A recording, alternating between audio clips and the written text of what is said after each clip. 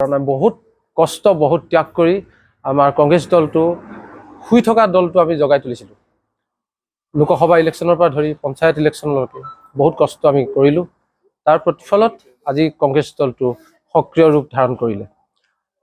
সমান্তৰালভাৱে আমি কেইবাজনো 5জনকৈ টিকেট প্ৰত্যাশী আছিলোঁ, কিন্তু আমি এজনেও গম নাপালোঁ যোৱা কালিলৈকে যে আমি এলায়েন্স হ'লোঁ বুলি।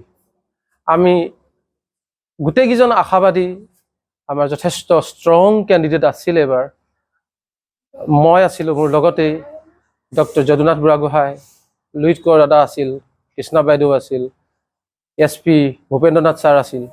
প্ৰত্যেকজনেই বহুত কষ্ট কৰি পেলাই দলটো আমি সক্ৰিয় ভূমিকালৈ আনিছিলোঁ। কিন্তু আমি যেতিয়া এলায়েন্স হ'লোঁ বুলি জানিলোঁ, আমাৰ মনবোৰ সঁচাকৈ ভাগি গৈছিল। আমাৰ লগতে আমাৰ সতীৰ্থ দলীয় কৰ্মীসকলৰ মনো একেবাৰে ভাগি গৈছিল। উত্তাল প্ৰতিবাদৰ সৃষ্টি হ'ল দেখা গৈছে।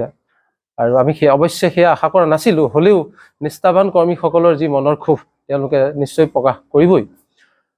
আটাইতকৈ পৰিতাপৰ কথা যে আমাক এতিয়ালৈকে কোনো APCC হওক বা ডিষ্ট্ৰিক্ট কংগ্ৰেছ কমিটিৰ পৰা কোনো বিষয়ববীয়া আমাৰ এটা খবৰো নল'লে যে ইমান কষ্ট কৰি তোমালোকে দলটোৰ লগত জড়িত হৈ থাকিলা, তোমালোকে চিন্তা নকৰিবা, আমি দলীয় স্বাৰ্থত অকণমান ত্যাগ কৰিব লাগিব।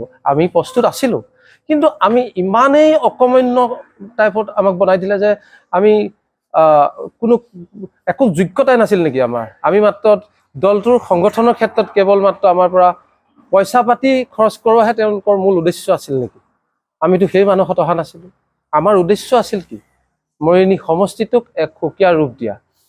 মোৰ লক্ষ্যৰ উদ্দেশ্য আছিলে মৰিয়নি সমষ্টিটো এটা মডেল সমষ্টি বনোৱা, মৰিয়নিবাসী ৰাইজৰ কাৰণে কিছুমান কাম কৰাৰ। সেয়াহে আছিল মোৰ আচল লক্ষ্য।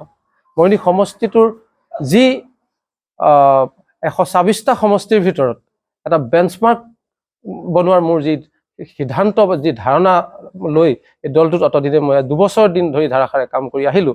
তাৰ ফলস্বৰূপে আমি কি পালোঁ? আজি এজন মানুহে, এজন শীৰ্ষ নেতৃত্ববৃন্দই, ডিষ্ট্ৰিক্ট সভাপতি, আমাৰ APCC বিষয়বৰ্গই কোনেও আমাৰ কোনো এজন প্ৰত্যাশীৰ এটা খবৰো নল'লে।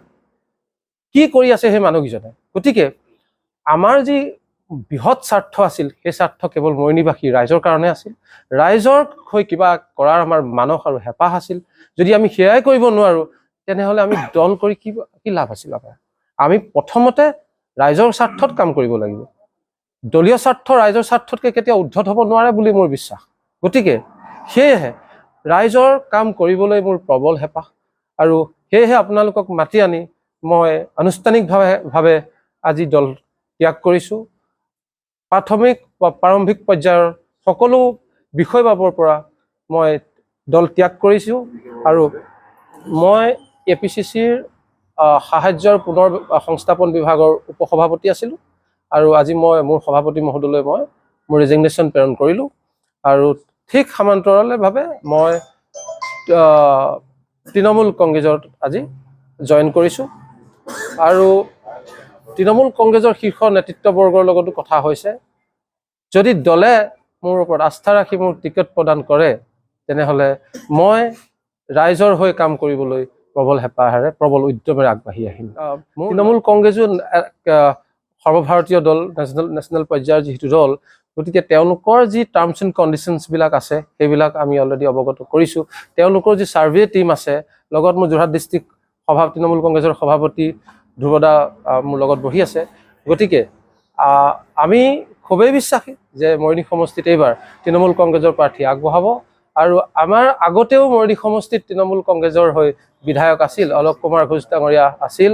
তেখেত সৰ্বসমাদিত লোক, সকলোৱে মৰম আৰু ভাল পাইছিল তেখেতক। খুব কম দিনৰ ভিতৰত তেখেতে বহুত জনপ্ৰিয়তা অৰ্জন কৰিছিল, আৰু একালত আমি তেওঁৰ সতীৰ্থ আছিলোঁ। গতিকে সেয়েহে সেই দলটোৰ প্ৰতিও আমাৰ মৰম আছে। সেইবুলি দল চাওক, মেইন কথা হ'ল প্ৰত্যেক দলৰে নীতি ৰীতি আদৰ্শবিলাক খুবেই ভাল থাকে, মাজৰ একাংশ সোমাইহে দলটোক সৰ্বনাশ কৰি পেলায়।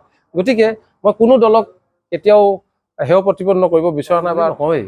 মোক মৰিয়নিবাসী ৰাইজৰ স্বাৰ্থত যিহেতু মই কাম কৰিবলৈ লৈ আহিছোঁ, মৰিয়নিবাসী ৰাইজৰ যিমানখিনি আমাৰ ভোটাধিকাৰ আছে, সকলোলৈ মোৰ বিনম্ৰ আহ্বান মোক মাত্ৰ 5 বছৰ এটা দি চাওক, মই কথা দিছোঁ মৰিয়নি সমষ্টিৰ ৰূপৰেখা মই নিশ্চয় সলাই দিম।